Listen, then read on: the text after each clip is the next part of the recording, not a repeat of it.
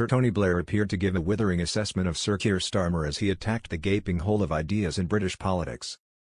The former Prime Minister and Labour Party leader claimed Britain was at risk of being relegated from the top tier of nations around the world unless fresh plans to turbocharge the country were put in place. He accused Boris Johnson's party of becoming too driven by Brexit and said the UK was crying out for a party to drive practical radical solutions. While supportive of Sir Keir's achievements to date, he cautioned that there appeared to be a lack of substance to his leadership. Speaking on the Rest Is Politics podcast hosted by his former communications director, Alistair Campbell, and ex-Tory MP Rory Stewart, Sir Tony said there was a need to produce more policies. "I support what Keir Starmer is doing. He has moved the party significantly." The Wakefield by-election result indicated that. "The central problem is what are the ideas that are going to stop this relegation, and put the UK on an upward path?" he said.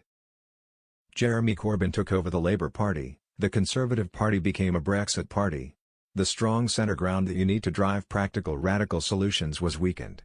There has been a gaping great hole where ideas should be.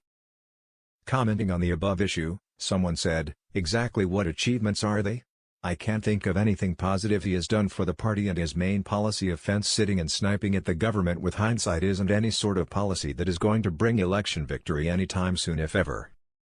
He has shown the country he is utterly spineless and gutless by refusing to punish those Labour MPs that joined the picket lines to support the strikes after he told them they weren't allowed to. Not the action of a leader with any control of his own party or one that is ever going to win an election." Last Thursday Labour won the Yorkshire constituency of Wakefield back after voters in the area backed the Conservatives for the first time in generations in 2019. The party seized back the seat with a majority of 4,925 on a swing of 12.7% from the Tories. Sir Keir said Labour was not credible again and said he was leading a government in waiting with a plan to deliver on the country's demands. "We will not shy away from that responsibility, duck those challenges or fail to grasp the opportunities our country has." But appearing to dismiss the idea Labour had the plan necessary for Britain, the former Prime Minister, who was knighted earlier this month, warned the UK's political scene was not in good shape. "We are at serious risk of being relegated from the premiership group of nations unless we take strong action," he said. "We are living through a period of enormous change and we are not in good shape. We need a clear plan for the future. We need ideas for the future."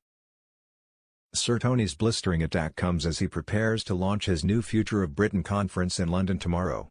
The event, which has been compared to the political movement in France that led to Emmanuel Macron's election, aims to build new centrist policies for Britain.